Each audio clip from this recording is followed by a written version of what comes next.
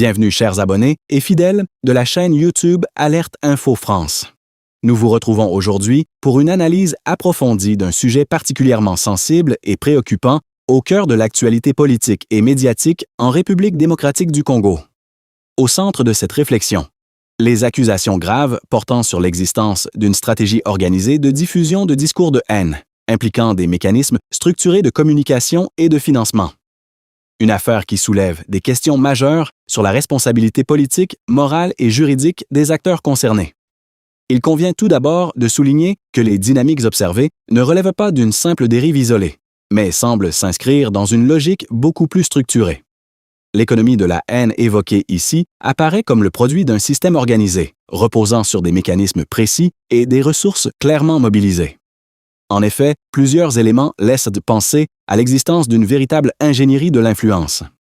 Celle-ci ne se limite pas à la production spontanée de contenu, mais s'appuie sur une planification stratégique visant à orienter l'opinion publique dans un sens bien déterminé. Le recours à des cabinets spécialisés dans la communication politique constitue un premier indicateur significatif. Ces structures sont connues pour élaborer des éléments de langage capables de modeler les perceptions et d'influencer les débats publics. À cela s'ajoute la mobilisation de relais numériques, notamment sur les réseaux sociaux, dont le rôle est d'assurer la diffusion massive et rapide des messages produits. Cette viralité organisée contribue à amplifier considérablement la portée des discours. Par ailleurs, la rémunération d'acteurs médiatiques pour relayer ces contenus renforce l'hypothèse d'un dispositif coordonné. La répétition des messages dans différents espaces médiatiques permet de leur donner une apparence de légitimité et de normalité. Dans ce contexte, la question du financement devient centrale. Les flux financiers identifiés semblent jouer un rôle déterminant dans la structuration et le maintien de ce système. C'est précisément ici que la figure de Patrick Muyaya est évoquée par certains observateurs comme étant au cœur de ce dispositif. Selon ces analyses, le cumul des fonctions de donneur d'ordre et de bailleur de fonds ne saurait être interprété comme une simple coïncidence. Il traduirait plutôt une volonté de contrôle global du processus de production et de diffusion du discours. Cette volonté de contrôle total soulève des interrogations profondes quant aux intentions réelles derrière ces actions. Elle suggère une démarche consciente, structurée et orientée vers des objectifs spécifiques. D'un point de vue politique, une telle situation pose la question de l'utilisation des outils de communication à des fins potentiellement contraires aux principes démocratiques. Sur le plan moral, elle interroge la responsabilité des acteurs impliqués dans la diffusion de discours susceptibles d'alimenter les tensions et les divisions au sein de la société. Mais c'est surtout sur le plan juridique que les implications apparaissent particulièrement lourdes. La convergence d'indices jugés sérieux, précis et concordants pourrait constituer une base solide pour l'ouverture de procédures judiciaires.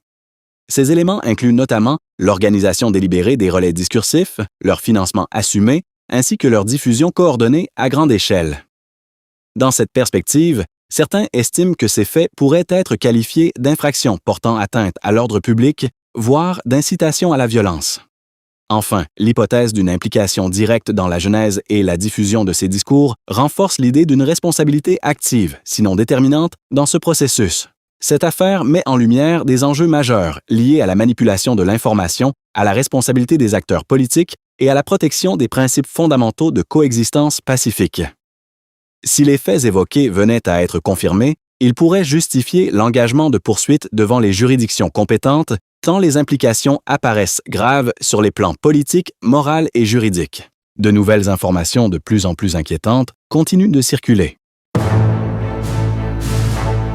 Entre enjeux sécuritaires, choix politiques controversés et mémoire historique encore douloureuse, la situation actuelle en République démocratique du Congo suscite de nombreuses interrogations. Au centre du débat, la stratégie du pouvoir en place et ses conséquences à la fois militaires, politiques et morales. La situation sécuritaire dans l'est de la République démocratique du Congo demeure l'une des plus complexes et préoccupantes du continent africain. Malgré de nombreuses initiatives, les violences persistent, mettant en lumière les limites des stratégies adoptées. Dans ce contexte, les choix politiques opérés par le régime dirigé par Félix Tshisekedi sont de plus en plus analysés et critiqués par certains observateurs. Ces critiques portent notamment sur une approche jugée ambiguë, mêlant calculs tactiques et alliances controversées, susceptibles d'avoir des effets contre-productifs sur le plan sécuritaire. Selon certaines analyses, cette stratégie pourrait conduire à une forme de faillite stratégique. En effet, en s'appuyant sur des acteurs ou des dynamiques difficiles à maîtriser, le pouvoir risquerait de renforcer indirectement les forces qu'il cherche à combattre. Une telle situation rendrait illusoire toute perspective de victoire militaire durable dans les zones en conflit, notamment dans les provinces de l'Est du pays. Au-delà de l'aspect militaire, c'est également la dimension morale qui est au cœur des préoccupations. Les choix opérés sont parfois perçus comme s'écartant des principes fondamentaux de justice et de responsabilité. Cette question prend une résonance particulière dans une région profondément marquée par le souvenir du génocide contre les Tutsis au Rwanda, dont les conséquences continuent d'influencer les dynamiques politiques et sociales actuelles. Dans ce cadre, certains observateurs évoquent une instrumentalisation de figures liées à l'ancien régime rwandais, ce qui soulève de vives inquiétudes.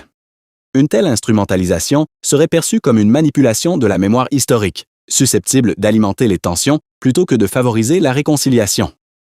Ces pratiques posent la question de la responsabilité des dirigeants dans la gestion de l'histoire et de ses traumatismes, notamment dans des contextes aussi sensibles. Sur le plan politique, cela pourrait fragiliser la crédibilité du pouvoir en place, tant au niveau national qu'international. Sur le plan moral, cela interroge la capacité des autorités à respecter les exigences fondamentales liées à la mémoire, à la justice et à la dignité des victimes. Dans ce contexte, la communauté internationale est également interpellée. Son rôle dans l'observation, l'analyse et la réaction face à ces dynamiques est jugé crucial. De même, les consciences africaines sont appelées à se mobiliser pour évaluer la portée de ces choix politiques et leurs implications à long terme. Enfin, l'histoire récente de la région rappelle avec force les conséquences dramatiques que peuvent entraîner certaines dérives politiques et discursives lorsqu'elles ne sont pas encadrées ou remises en question. En conclusion, la situation actuelle met en lumière les défis immenses auxquels fait face la République démocratique du Congo, entre insécurité persistante, choix politiques controversés et poids de l'histoire. La stratégie du pouvoir, telle qu'elle est perçue par certains analystes, soulève des interrogations profondes quant à ses effets à long terme, tant sur la stabilité du pays que sur la cohésion régionale. Plus que jamais, la nécessité d'une approche responsable, transparente et respectueuse des principes fondamentaux apparaît comme une condition essentielle pour éviter la répétition des tragédies du passé. Merci chers abonnés de Alerte Info France pour votre fidélité. Restez connectés et ne manquez surtout pas nos prochaines analyses et informations en continu. Abonnez-vous, likez et partagez pour ne rien manquer de nos contenus.